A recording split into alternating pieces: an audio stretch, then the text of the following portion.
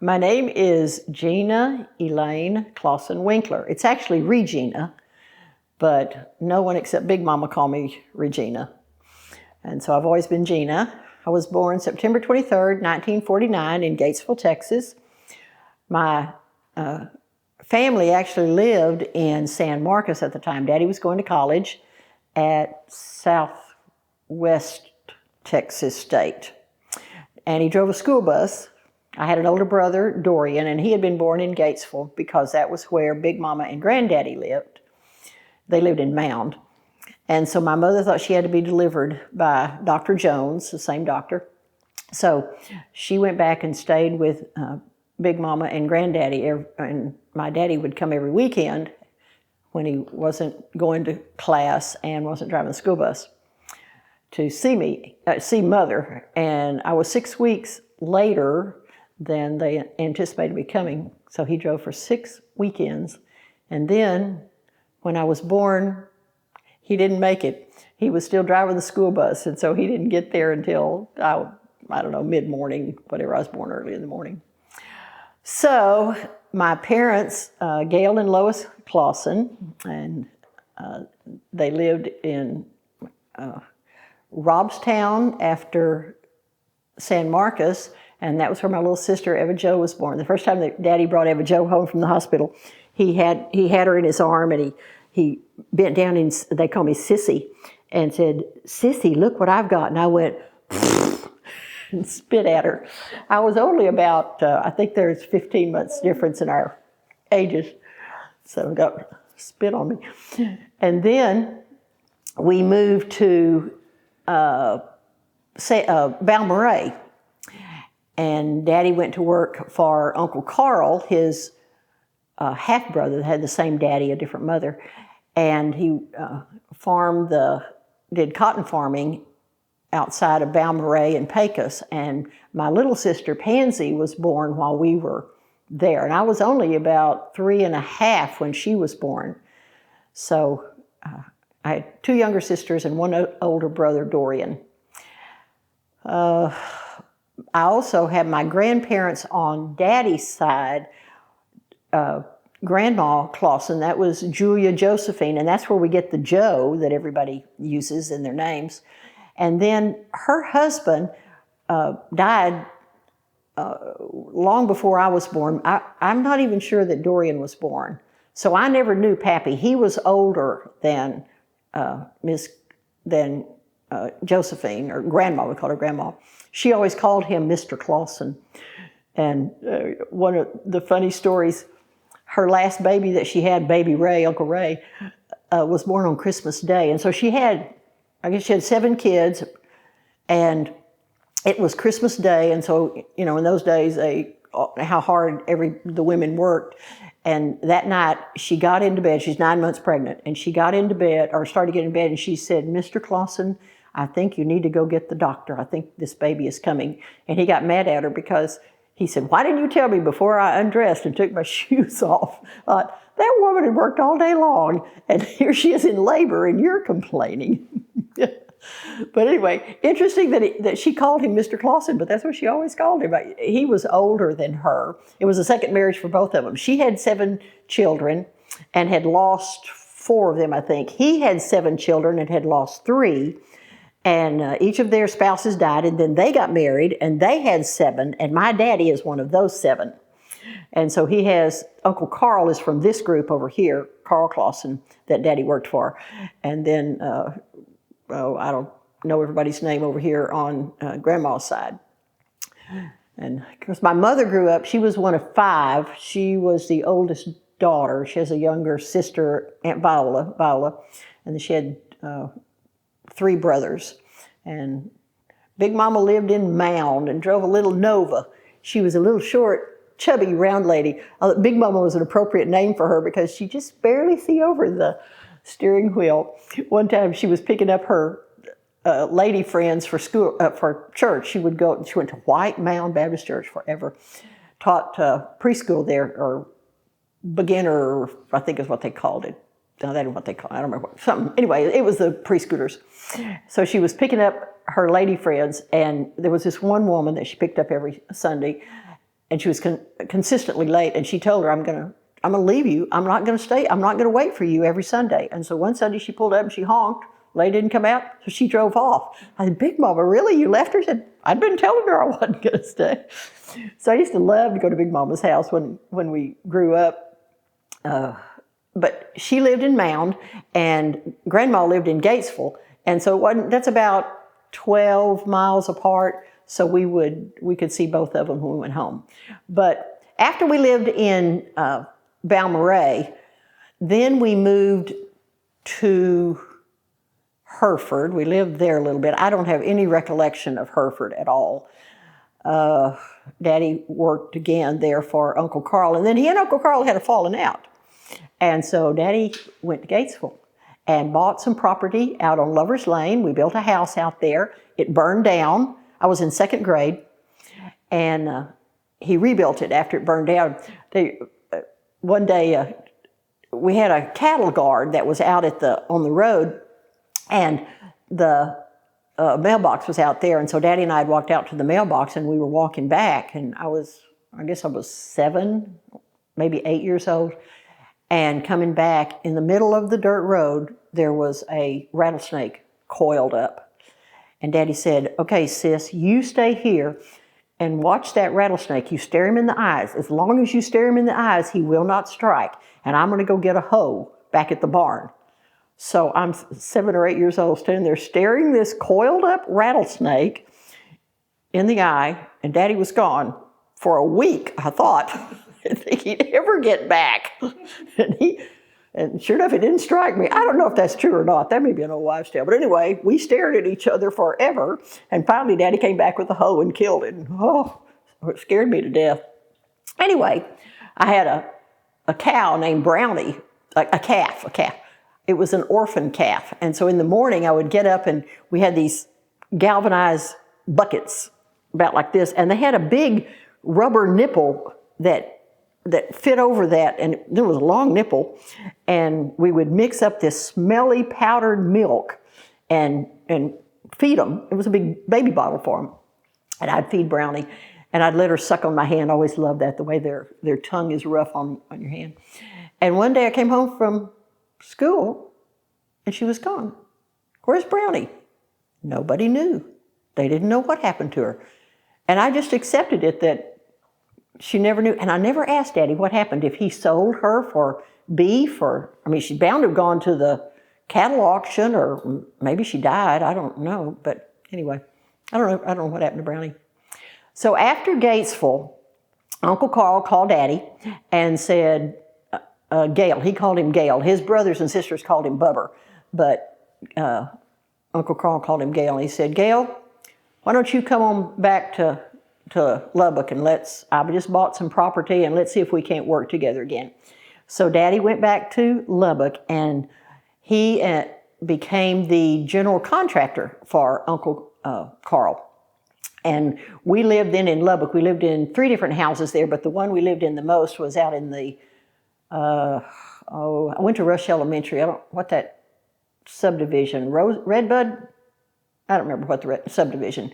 Anyway, we lived on 15th Street, and I went to Rush Elementary, 3rd grade through 6th, and then I went to Smiley T. Wilson junior high my 7th grade year, and then 8th and 9th grade, they built a school out there because Daddy was building so many houses. They built 300 houses a year. They built a new junior high out there, and I went to McKenzie Junior High my 7th and 8th grade year. And then, because they were building so many houses out there, they built a new high school, Coronado.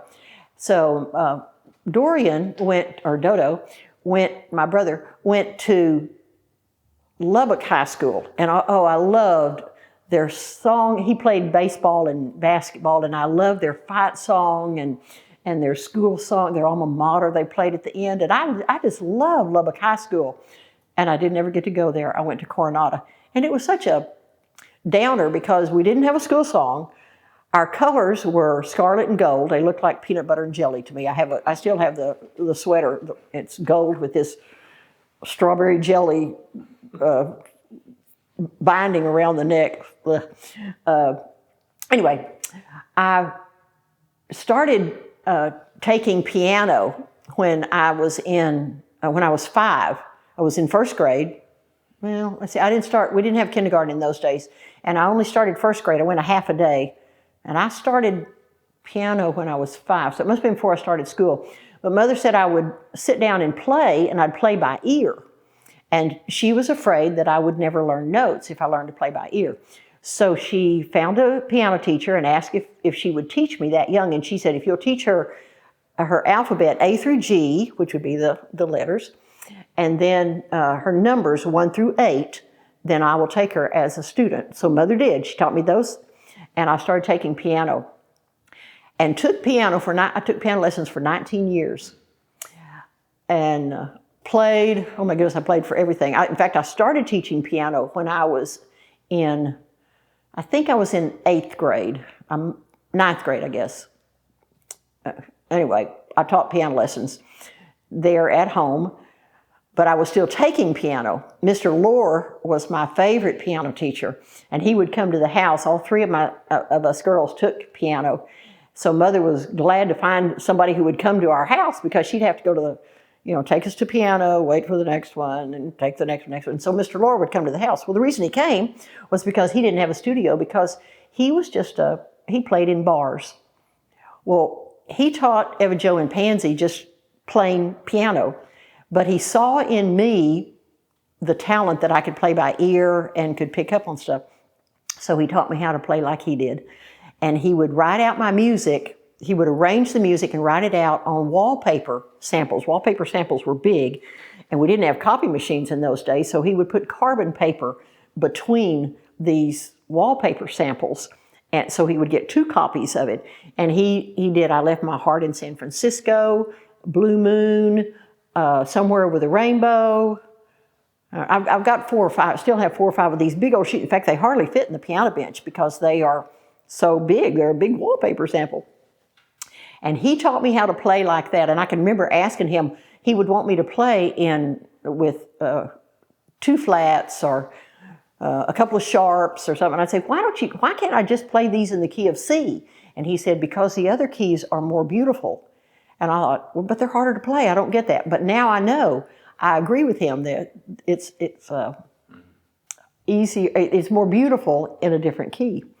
So that was the beginning of me playing. And I played for church when I was in junior high. I was playing at Pleasant Ridge Baptist Church. That was the name of the subdivision, Pleasant Ridge. And I played at Pleasant Ridge Baptist Church. Actually, we went to First Baptist Lubbock for a while, and I got to play the organ there. I think one time they let me play the offertory, and I was still maybe 7th grade. I couldn't have been much older than 12 or 13 years old. And it was a big thing because, First Baptist is very formal. I'm sure it was a Sunday night probably that they let me do it. But anyway, I did that one time. And I used to play for Vacation Bible School. They let me play for Bible school in the mornings. And that was when I was still very young. But then at Pleasant Ridge Baptist Church, I played church there. And the music director would come by on Sunday morning. We had 2 services. And he would come by and drink coffee with Mother and Daddy and pick me up. I couldn't drive. I wasn't old enough yet. And take me to church. And I'd play, I've forgotten his name. He used to live, he sold Lufkin trucks out of Lufkin, or trailers. Anyway, he and I did the music together. And then after he left, Uncle Jan, one of Daddy's younger brothers, did the music, and I played for him. I played piano I accompanied the choir at Coronado High School when I was a 10th grader.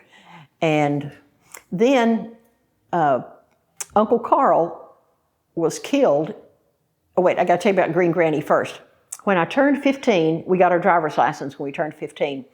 And so in order for them not to have to take us all around, Daddy bought each of us a car when we were 15. So he bought me a 1953 green Chevy.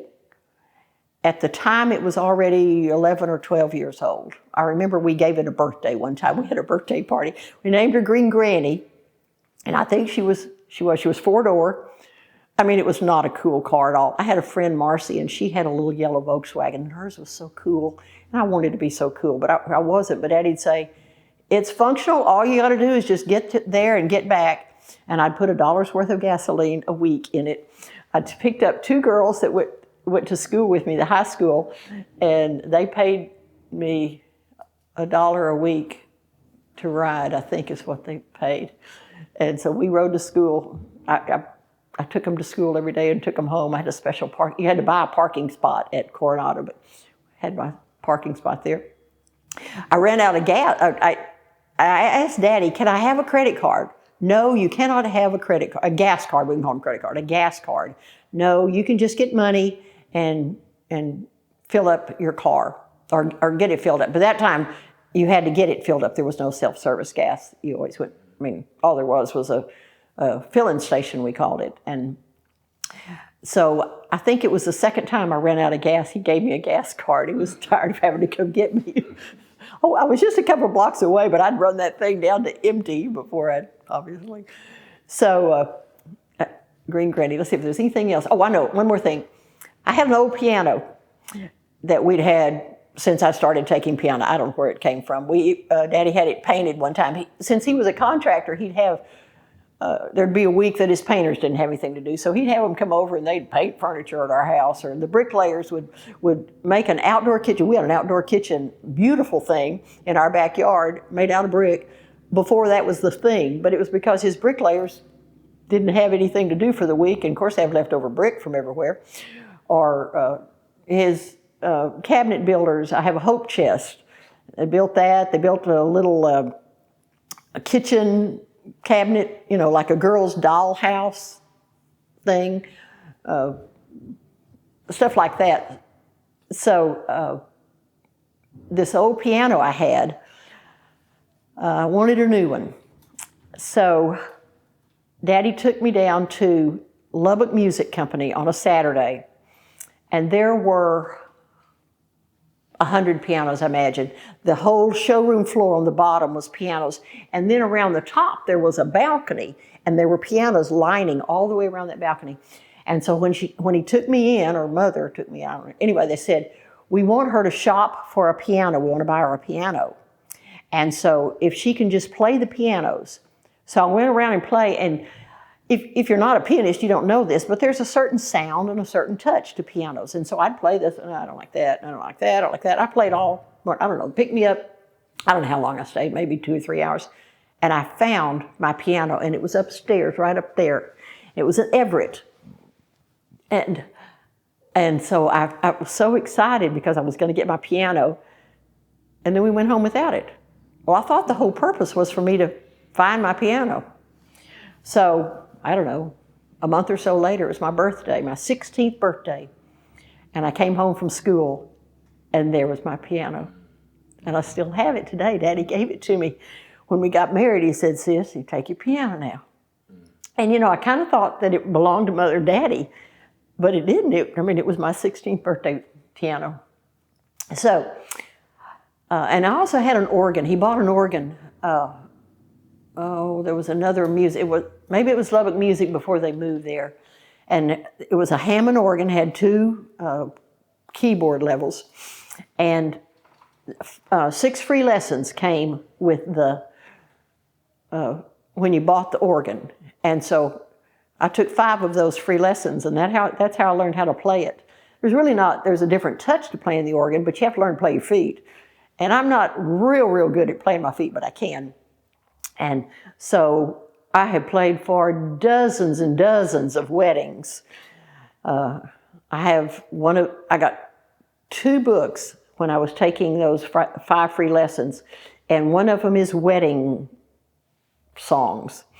And I still have that old book. I don't know how old that thing is. I guess maybe 60 years old. And inside it, I've listed all of my prelude songs that I played before the wedding, so I'll have all those. But anyway, that's what I learned. That's how I learned to play the organ.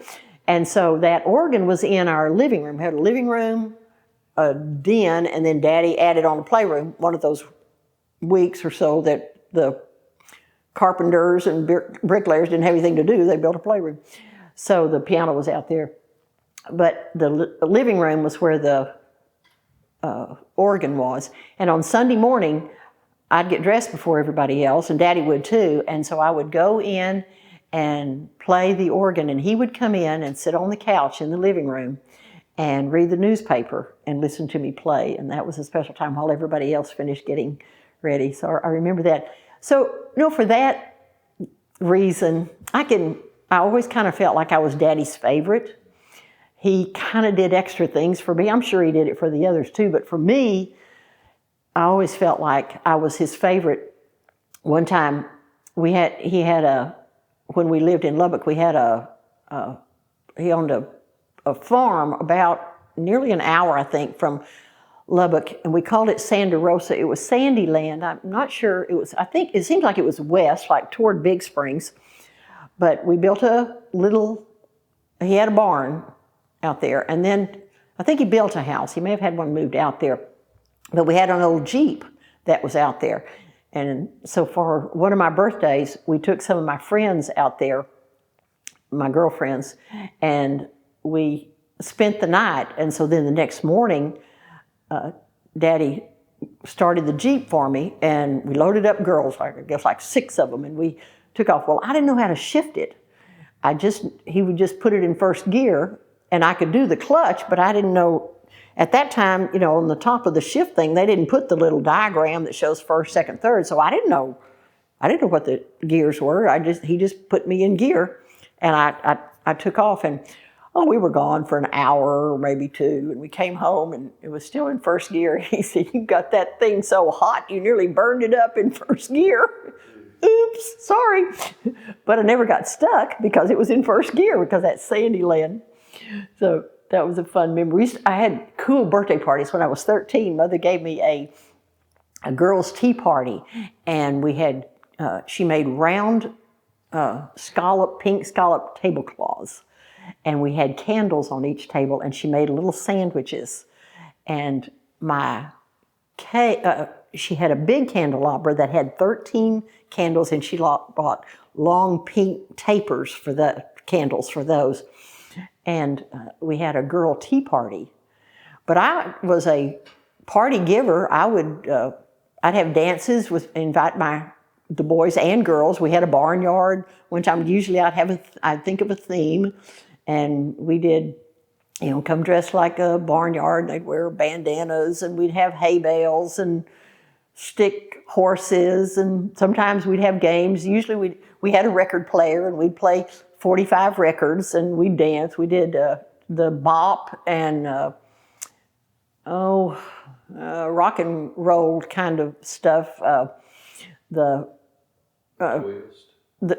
Twist. Yeah, Twist might have been at that time. I know Elvis Presley was very popular. I went to see him at the movie theater in Lubbock. The first movie I remember going to see was called The Creature of the Black Lagoon.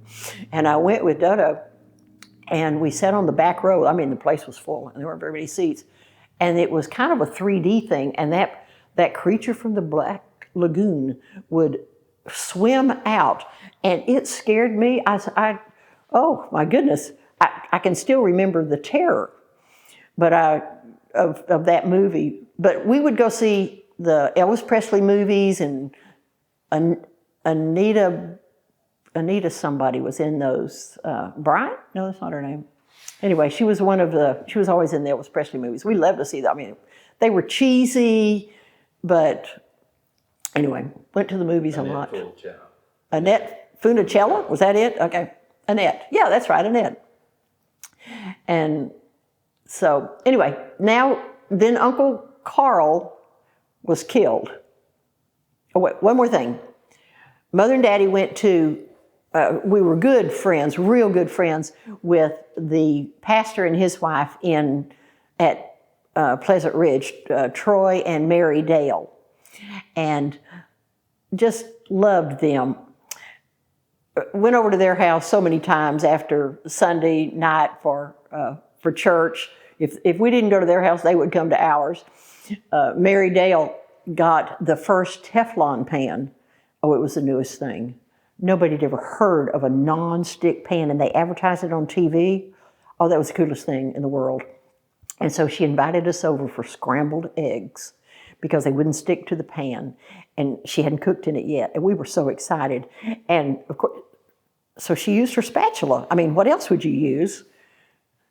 Well, she scraped up this Teflon, and so the first time she used it, we got these eggs that had this, it was copper-colored Teflon that scraped up. Ruined her pan, ruined the eggs, and we were also disappointed, but they forgot to say that you had to, I mean, someplace they probably said use a non-stick spatula, but we didn't have non-stick spatulas. We only had stick spatulas. And so Mary and Brother Dale had a cabin in Glorietta. So Mother and Daddy went with them it was during the week, to winterize it. It was up in Glorietta, Las Vegas, New Mexico. Santa Fe, New Mexico area. And when they were there, they went into Santa Fe, to eat. And Brother Dale, what do I call him, Brother Dale? Anyway, the pastor was driving Mother and Daddy's car. They had a nicer car than the pastor did, so they had taken their newer car. And they were driving, and it was a divided highway, and a drunk driver Daddy saw him coming, and he said, "Troy, that guy's going to hit you." And he jumped the median and came and hit them head on. Daddy was in the front seat, and Troy was driving, and Mary and Mother were in the back seat. So Daddy's head went through the windshield, and he was a bleeder. And his leg got cut. Mother's leg went under the back seat and got bruised, but that's all that happened to her. Mary broke her arm, and Brother Dale laid the steering wheel. There were no seat belts in those days. I hadn't even heard of a seat belt.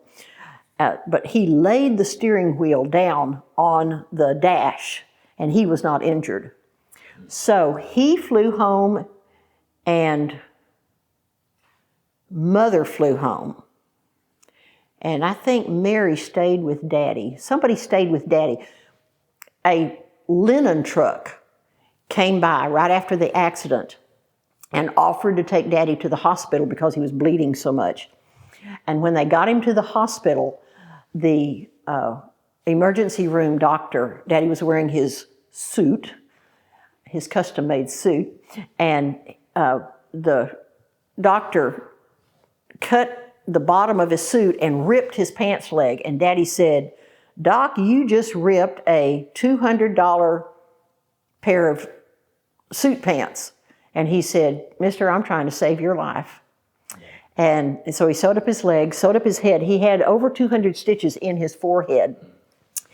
And Mother flew home the next day and was there for us kids, us girls. I think Dorian wasn't there. He had already gone to Hill Junior College. But we three girls we were all at McKenzie because they called all three of us into the office at the same time to tell us about it. They were afraid the word was going to get around because evidently obviously Daddy nearly died, but we didn't know that, and they didn't tell us that way. There's been an accident, and your brother's flying home this evening. Your daddy's going to have to stay there in the hospital for a little bit. And so then when Mother got home, she told us about Daddy. Well, it was several days before Daddy came home, and we went to pick him up at the airport, and he was in a wheelchair, and his head was wrapped in gauze, and they took him immediately to the Methodist Hospital in Lubbock, and he stayed in the hospital 10 days, so he was a pretty sick man. But anyway, that happened in 64, I guess, or 65, because they were just about to come out with the new cars, and those always came out in September. And Daddy said, "We're going to wait a couple of weeks until those new ones come out." And so we bought a brand new, I'm sure insurance, but we bought a brand new Impala. We always drove Impalas. But old Green Granny, we never wrecked Green Granny. She lasted forever. Okay, so Uncle Carl had a car wreck. He was a fast driver. He always drove a Cadillac. He and Pearline lived on 19th Street in the rich houses. And they had built a new loop around Lubbock, and it was not open yet, but it was finished. And Uncle Carl could get to Sunset Lumber, where Daddy worked out of, what Uncle Carl owned. And he could get there faster on this loop that wasn't open yet. So he was driving on it, and a man in a pickup truck was also driving on it. And they hit head on. And the man in the pickup truck died, and Uncle Carl died. And that was really rough on Daddy because he and Uncle Carl had worked together for 20, 30, maybe 40 years and loved each other dearly. Uncle Carl used to give each of us a $5 bill every year for Christmas. He would give us a $5 bill, and Pearline would give us a gift. But he was good to Daddy. And so when he died, he had 3 ranches. He had one in Fort Davis in the mountains. I don't know where the other one was. And then he had one in Bovina, which was about an hour and a half from Lubbock. And so he had 3 daughters, and each one of them took one of these ranches. I'll think of where that other one was from. It wasn't Pecos. He traded that Pecos property, that Val Marais property, he traded that for that Lubbock property where he built that subdivision. That's how he got the land for that. He was a wealthy, trading, giving man. Gift of giving, but everything he touched turned to gold.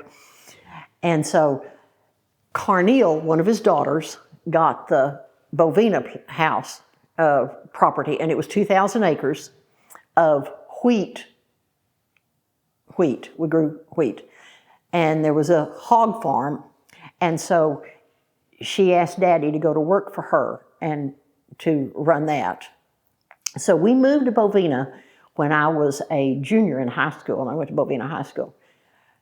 Best thing in the world for me, because I never was the popular girl at school. Eva Jo was always the popular one. I always had friends, and I'd have a good friend or two, but I never got to be the cheerleader and the popular one like Eva Jo. Eva Jo and Pansy were both cheerleaders at McKenzie, and they were both cheerleaders in Bovina.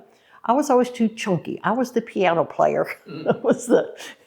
I was more the homebody, and Eva Jo would have 4 or 5 guys asking her to go to the homecoming dance, and I would finally get one guy that asked me on a date. Anyway, I always got to go, but anyway. You were the left field. Oh, I do have to tell my left field story. No, right field, honey, it's right field. Right. Mother was an athlete. I wasn't an athlete either. Eva Jo was. Pansy wasn't as much, but better than me. So Mother made me play baseball or softball. I hated it. It was so hot. And we didn't have a practice field, but of course Daddy had an old vacant lot in Lubbock where they hadn't built a house. So we went out on a Saturday afternoon and mowed the tumbleweeds in this old dusty vacant lot so we could practice hot and windy and ugh. And practice was just like that. And I wasn't any good. And when I threw like this. I still don't know how to throw good. They say I throw like a girl. And when we would do they used to have the presidential physical fitness test or something that you had to take every year. At the beginning of the year, you'd take it in your PE class, and at the end of the year, you'd take it. And one of the things you had to do was a softball throw. And like the bottom of the thing was 25 feet, and I'd throw it 12, and maybe I'd throw it 17. I never even got to the bottom. I was so bad. So I hated it, but Mother, no, sis, we're going to play. So sure enough, first game, she puts me out in right field.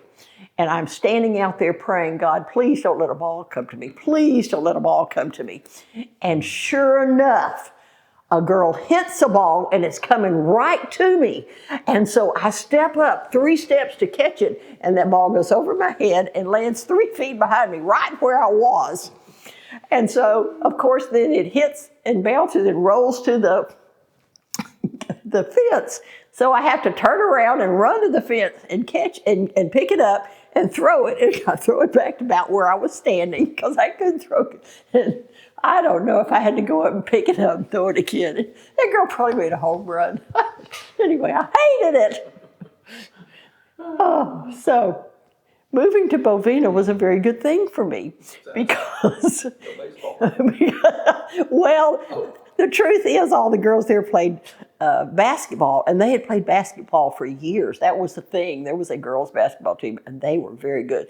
The boys' basketball was very good, and I didn't think we won any football games. They were really bad in football. But now that we have our reunions, those boys say, no, we won 2 games. Remember, we played last buddy, and I don't remember winning anything. But anyway, so moving to Bovina, those people had grown up together, had been the same people. I mean, in my senior class, you can look back at the kindergarten class of that group, and they are just, the majority of them are the same people. But here in high school, 3 new girls, pretty girls, rich, they think, because we're living out of this 2,000-acre farm, move into town. And so it's fresh meat for everybody. And so, we got to date, and we had so much fun. It was a great time. I was an officer. I played the piano for everything, of course. They didn't have any talent. So that isn't true. There's a lot of talent, but anyway, nobody played the piano. And so I loved Bovina. We had a singing group there called, we auditioned for the junior play. We had a junior play that we would sell tickets to the community, and then we would take that money and put on the prom, pay for the prom for the seniors. So the junior class did the play and then paid for the prom for juniors and seniors. So that year that I was a junior, I wasn't a very good actor either, actress. So they gave me this little bitty part that I look back at, it was so bad, I could not get into character. So there were several of us that didn't get parts, but there wasn't a whole lot to do in Bovina. So we would all go to play practice because it was fun to get to go into town and do something, have something to do. And we started singing. Some of us started singing. And of course, I played the piano. We had 2 of my friends, Linnell and Zelda. They played ukuleles. I played the ukulele too. I don't remember if I did it for that. And then Galen Romas was good. And then we only had one black family in our school. At that time, there was black schools and there were white schools. But in Bovina, there was no school. And so Carl's family, the Harris family, went to school with us. And so Carl was in our singing group. And we named ourselves the Leftover 5 because we were left over from the play. We didn't make the play. And we became an item, so we performed. Well, then we discovered Carl's talent for singing, and he sounded like Nat King Cole. Isn't that right? Yes. And he didn't know a whole lot of songs, but he knew Ramblin' Rose, and that was his famous one. So he and I auditioned for Ted Mack Amateur Hour, which is kind of like American Idol. It was a talent thing that they would do, and they auditioned. We went to Amarillo to audition, and his family didn't have a car that could get to Amarillo, and so Daddy said, well, we'll take you. And so the whole family was going, and Carl was going with us, just with 3 girls. Doran was at Hill Junior College, and Daddy said, we're going to eat on the way home, so sis, I want you to call this restaurant and be sure that they will serve a black man dinner, because in those days there were still in Lubbock at downtown Dunlap's, there were the 2 water fountains, and above it said colored and white. And the schools, we didn't go to school together. Back in the school that we went to in Lubbock, there was one black family, and they were the ones who worked for Uncle Carl and Pearline, and it was ML and Emma Jane was his wife's name, and they lived in, like, the servants. I mean, they had a real nice little brick house that Uncle Carl built for them. I told you they lived up on 19th Street in the rich house, but behind them, ML and Imogene, I think was her name. I think that's right. Lived back there, and so their kids went to school with us, but those were the only black kids that went to school there. So we just did not mix in those days. So Daddy had me call that restaurant to be sure that they would serve a black man. And the owner said, if they've got money to pay, we'll serve them. So he said, well, good, because he didn't want to be embarrassed by walking in and say, well, y'all can eat, but he can't. So we went and auditioned, and I played for him, and he sang Ramblin' Rose, and he made the next cut. In fact, the guy told him, you are so good, you don't even have to go to the next level, which would be Dallas. You're going straight to New York City. Well, Carl had never done anything like that. And so we had fundraisers in Bovina to raise money for Carl, and Roy Lee was his good friend, a guy there, that one of our classmates.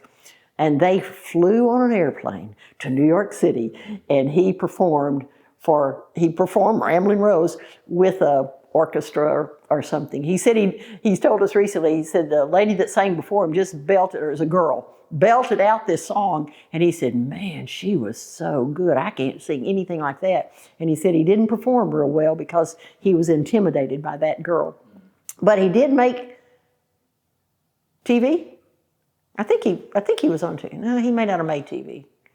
Anyway, he may not have made that cut. I guess if he went to New York, they'd probably filmed him. Anyway, so Carl sang, and so Carl and I were an item, and we performed at every Valentine, there's not much town. You're in a little town. Oh, we've got new talent. Well, let's have them at the Methodist Valentine banquet, and at the senior breakfast, and at the Kiwanis Club, and everything, or Lions Club, whatever we had there in town. So we did a lot of performing. We went to First Baptist there. I played the piano, shock, or the organ. I think I played the organ there. Taught piano lessons there. Drove Green Granny. I dated a guy named Bill, and he had his car was worse than mine. His was an Oldsmobile, a green Oldsmobile, and Green Granny was squatty and fat, but this green Oldsmobile was long and just as old as Green Granny. And so one day he was going to take me home from school, and he backed out, and his car got stuck in reverse, and he couldn't get it in drive. And so he lived there in town. So he and I backed up all the way to his house, going backwards too. And then we got his mother's car. I mentioned that him recently, and he didn't remember backing up. Oh, come on, Bill. That was hilarious.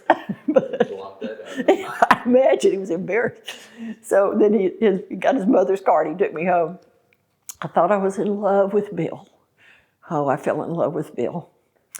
And we dated maybe a month, I don't know, something like that. Not very long, but during that time we were juniors. Maybe we were beginning our senior year. We had our senior pictures made, and so I ordered one for him. So we didn't date very long. We did one romantic thing. He took me. There was one place on our 2,000 acres that was higher than any place in the county. And so he said, I want to show you a place. These kids all lived there. They grew up there, so they knew all that property.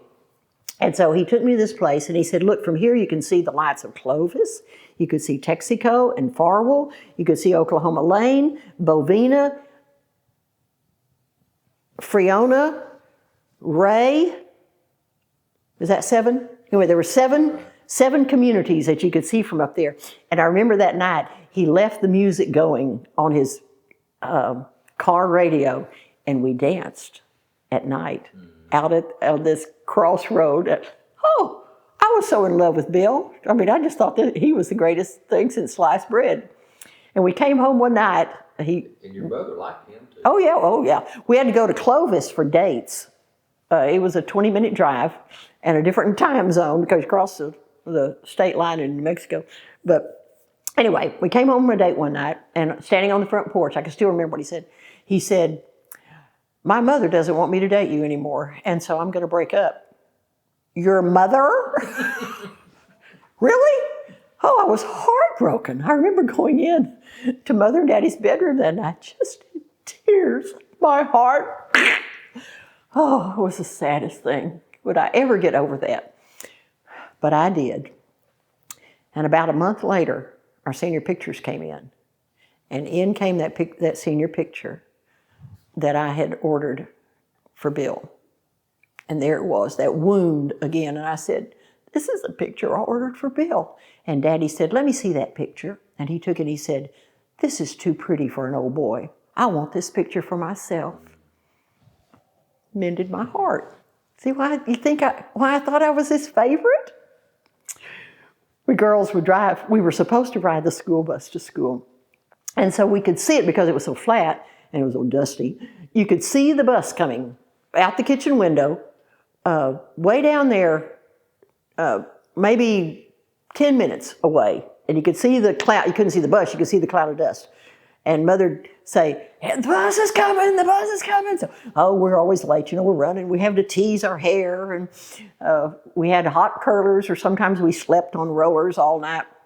And Mother'd say, hey, he's coming. It was Mr. Douglas. He's coming down the whatever road. Come on, girls, you got to hurry. And so sometimes we'd make it. Usually we were carrying our makeup if we did, because we didn't quite make it and all. But anyway, we had this signal with Mr. Douglas that if Mother put out the flag outside, then he would just go on by. He wouldn't stop for us. But if the flag wasn't out, he'd stop. And a couple of us would be out there on our way out there, and the other one's coming with her jewelry in her hand or whatever. I don't know why we could get ready on time. But anyway, sometimes we just could not make it. And so we'd say, we're not going to make it. So she'd put the flag out. Mr. Douglas would drive on by, and she'd say, okay, girls, but you still got to get ready and get going, because I was going to take Green Granny. Well, phew, we don't have to make the bus, so we'd slow down. Well, we'd still be late for school. And usually Daddy wouldn't let us buy gas, because we had a gas tank out there at the farm. And it was just this big old gas tank up on a stand, and you'd put the nozzle in, and you didn't pump, it just did it by gravity. So it was so slow, especially in the mornings. I don't know why I never thought that you should gas the car when you come home in the afternoon if you're out of gas. Oh no, wait till in the morning when you're running late. So I put just enough in to barely get, because it was a 10-mile drive into town and back.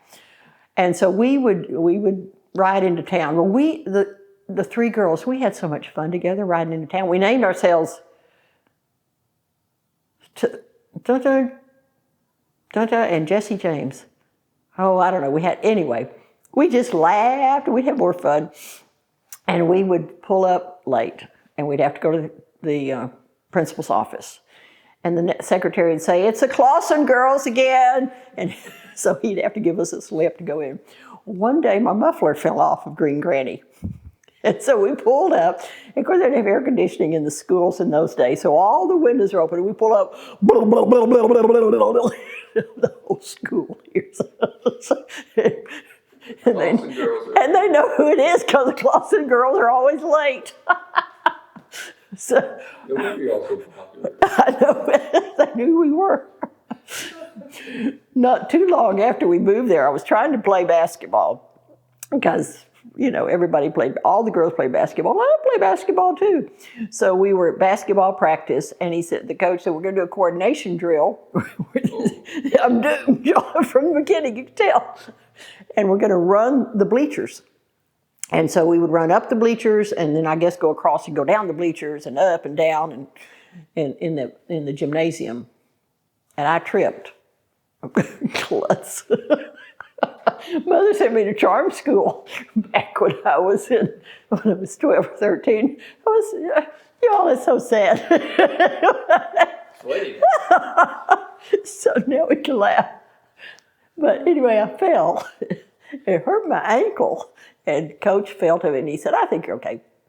So about 3 days later, it was still swollen. And he looked at it and he said, I don't know, if this thing is still swollen, you maybe need to go get it checked. So Mother took me to Friona, to the doctor. We didn't have a doctor in Belvina. So Friona's about, 10 miles away. And we walked in, and the doctor, they put me in a wheelchair. Well, that's broken. And so, I've been walking on it for 3 days. And so they put me in a cast, and I was on crutches, and the house was a 2-story house. So it was a big old heavy cast at first. The second, the swelling went down, and so I went back like after a week or so, and they cut it off, and they put a smaller, tighter cast after the swelling had gone down. But they were big. And so to get up to my bedroom in the 2-story house, I would crawl up on my knees I guess I'd hop around while I was up there. And then coming down, I'd just come down on my rear, bump, bump, bump, bump, bump, all the way down. But I was on crutches for a while. And Dodo came home that Thanksgiving. I bet that was that first year that we were there, because he came home at Thanksgiving and he brought a couple of his friends from Hill Junior College who lived in Kentucky or someplace. It was too far for them to go home. So they came home with Dodo for Thanksgiving. And they were big old basketball guys. And one of them, his foot was size 15 shoe or whatever. And he gave me a pair of his socks to go over my cast because my toes stuck out and it was cold and it was wintertime in Bovina. It was cold. It's cold up there. That wind, it was just as flat as it could be. And so that was my broken bone incident. So then that gave me a good excuse though, and the coach a good excuse too, because I didn't have to play and he didn't have to sub me in every once in a while. We played half court. Girls couldn't play full court basketball in those days because we weren't strong enough to run a full court. So the three guards would play, and obviously I played guard because I couldn't make a score as a forward. And so the three guards would be on this end and the three forwards would be on this end. We'd try to dribble. I wasn't very good, of course. And dribble to midcourt, and then you'd pass it over. You'd have to stop at that line, not let your foot go over the line, or that'd be a foul. And you'd pass it over to the forward, and then she'd dribble up and make the shots and all. So, anyway, that was my basketball. Except for hurting that girl. Oh, that's true. There was one time in junior high that I was playing basketball with my friend, and I intentionally fouled her, and I shoved her, and she fell into some equipment on the side of the basketball court, and it broke her leg or her ankle or something. Oh, I felt so bad. Never felt so bad in all my life. And I carried her books for her. She was on crutches too. That was back in junior high. So sad. She'd say, "It's okay, Gina." "No, it's not. I did it intentionally. I'm so sorry." "It's okay." Every day, I guess I apologize. I don't remember. Anyway, so let's see. So now I'm in Bovina. Loved it. Started dating Larry Mitchell my senior year. And he and I had a good time. He was funny. He wasn't quite up to my standards. He was kind of like, let's say, Mary Down or whatever. But anyway, we had a good time, and he was funny. And I always had a steady date. And so that was nice because, like I said, I'd have trouble getting a date sometimes. So Larry and I dated, and we did have a good time. He was a funny guy. And he sold sausage. He raised pigs, and so the way he made his money was to sell sausage. He slaughtered pigs and sold sausage. So I remember he picked me up one Saturday. We always had a date to go to Clovis to the movie, and he said I had to sell sausage today to make enough money to take us out tonight. But the movie was 50 cents, and one thing I forgot to say, in Lubbock, I had to tell you my first job. My first job was as a babysitter, and I started babysitting when I was 12, and I babysat the law kids, and they paid me 50 cents an hour, and I would take care of their 3 kids. And then the Sterling family up on 19th Street, which is where Uncle Carl lived, they were the rich people, and they had 4 kids. And they paid me $1 an hour to babysit them, but it was worth it. Those 4 kids were horrible.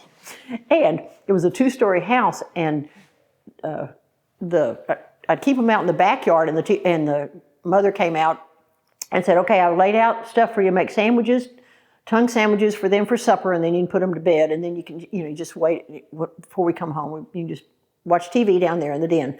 So we go in to make the sandwiches, and there's this cow tongue laying on the cutting board like this long. And that she'd cooked it, and they sliced that off and made tongue sandwiches. I didn't taste it. Oh, sounds terrible. Anyway, I'd get those kids to bed. I don't know if they ever stayed in bed or not. But anyway, I'd go downstairs then to that den after I got them to bed, and they had a bear skin rug on the floor. And I was petrified. I was little. I mean, I was 12, 13 years old. And the eyes it had the head on it. And those eyes would watch me whichever way I went.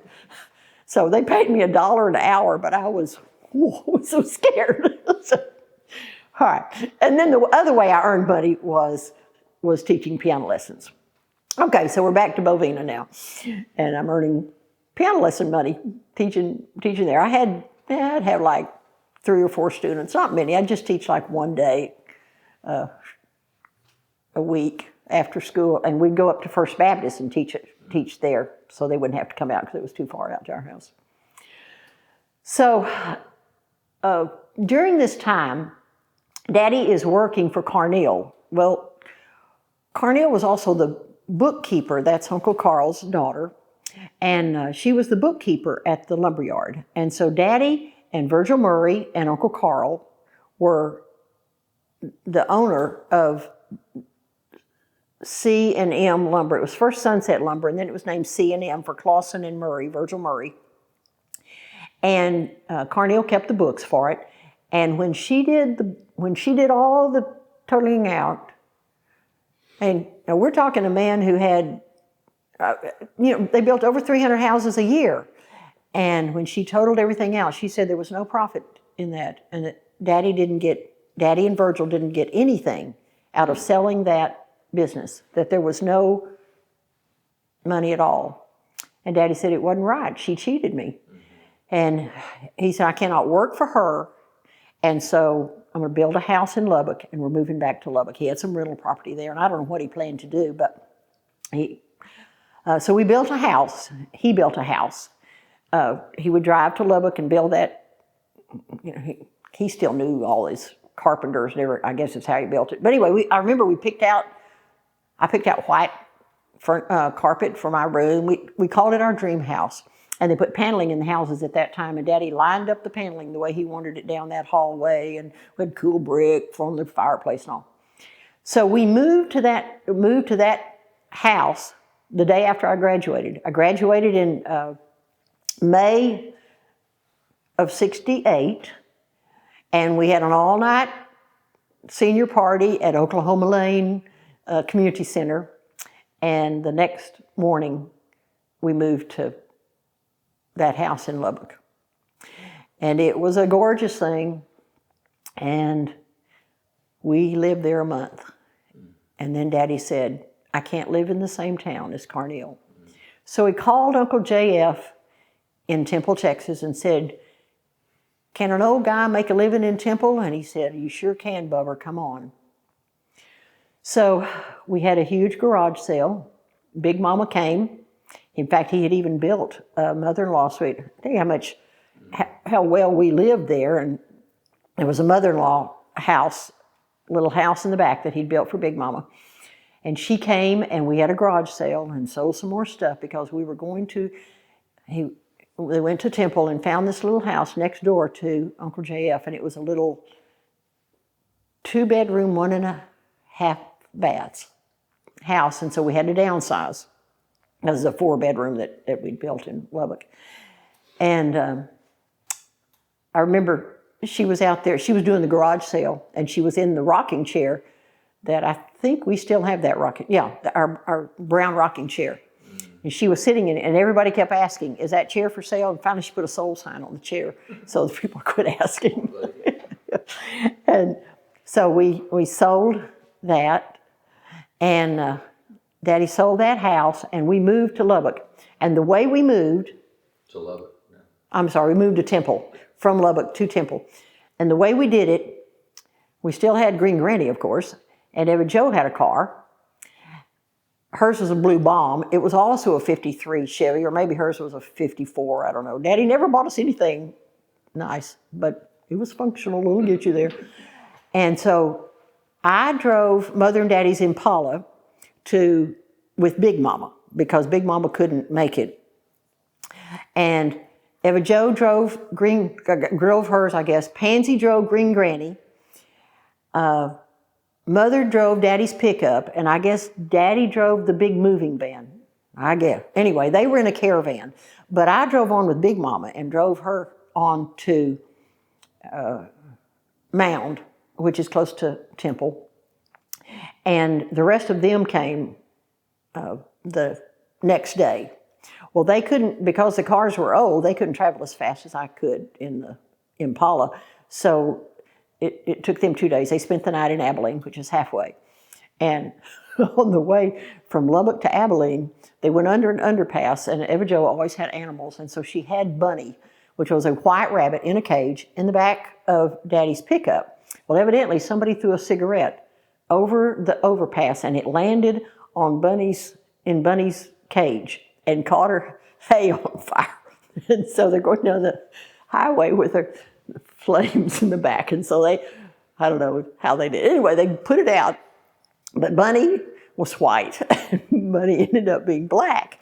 And so they stayed at the Ramada Inn. I always say Ramada's Inn. And they gave Bunny a bath in the hotel bathtub in Eva Jo and Pansy's room because it got on the bathtub so bad. They couldn't bathe in the bathtub, and so they had to bathe in Mother and Daddy's bathtub. And they left that old nasty thing. But they got Bunny. Bunny survived the fire and got cleaned up. So anyway, we moved to Temple, and it was the 1st of July, and it was the hottest I'd ever been in my life. The humidity was a killer. July 4th, we went to Bend of the River for a picnic that Reuben Tolosik, who owned the funeral home, gave. And they had hay rides and watermelon, and Uncle JF was a county judge or something. I'm not sure exactly what his title was. He was judges, several different levels of judges. So we went in pretty good because we were Clawsons, we were well known. Here we are again in a good situation. And we went to that. I remember that 4th of July. That was the hottest thing. Oh, so hot, that humidity. Because Bovina and Lubbock had no humidity. 5%, and then we moved to Central Texas, and we nearly died. So we had to remodel this house. It wasn't big enough, so I became Daddy's carpenter helper, and he and I got up early every morning. Well, we all got up early because the girls helped Mother paint because the house belonged to this little old woman, a widow that we bought it from, and the rooms were painted rose pink, and you can imagine. So they painted. But I helped Daddy, and we turned the garage into Mother and Daddy's bedroom. And then there was a utility room behind that, and we turned that into their bathroom. And that summer we did that. So we would get up early and start because it was so hot. And then by about 2, we'd eat lunch, and then we'd take a nap. We only had one window unit in the house. We had to put in central unit too, central air, but it wasn't yet. And so we'd die. We just go in there in that one bedroom with that window unit and take a nap. And then we'd go swimming out at Swim Park, and then we'd pick up barbecue. They had the best barbecue at Clem McKeska. Pick up barbecue on the way home. And so then I had been enrolled to go to Texas Tech. I had a roommate, and that was my plan. And Larry was going to Texas Tech. Well, everybody went to Texas Tech, I guess. Some of them went to Canyon, to West Texas State, but let's go to Tech. And I had to go to TJC, Temple Junior College, and live at home. That's the one regret I have probably my whole life. I always wanted to live in a dorm. I always wanted to have a roommate and live by myself and see what it was to be on my own. And I never got to do that. I loved TJC, Temple Junior College. It was fun. Went on music scholarship, went out and auditioned, and played, could play the piano for stuff, although they had a pianist. They didn't use me much on playing the piano there, but I was in a singing group, 2 singing groups, the Harmony Maids. I was one of the altos, I always sang alto, and then the Madrigal Singers, which I didn't care for. It was I don't know, we had to dress up in costumes, kind of old English type thing. But anyway, I had to be in that too, and Ms. Marshall gave me a music scholarship. And so that was how I got to Temple just a few months before I started college. And Eva Jo, even more difficult for her, she moved her senior year. But Eva Jo, come on, she was I don't know if she was a cheerleader, she was in the pep squad. Pansy, same thing. They did great at Temple High School, but still, they were sophomores and seniors coming in. That was hard for them. I went in as a freshman at TJC and did well there. And so then it was There is where I met Eugene. And so I want us to tell that story together because that's kind of cool how we met.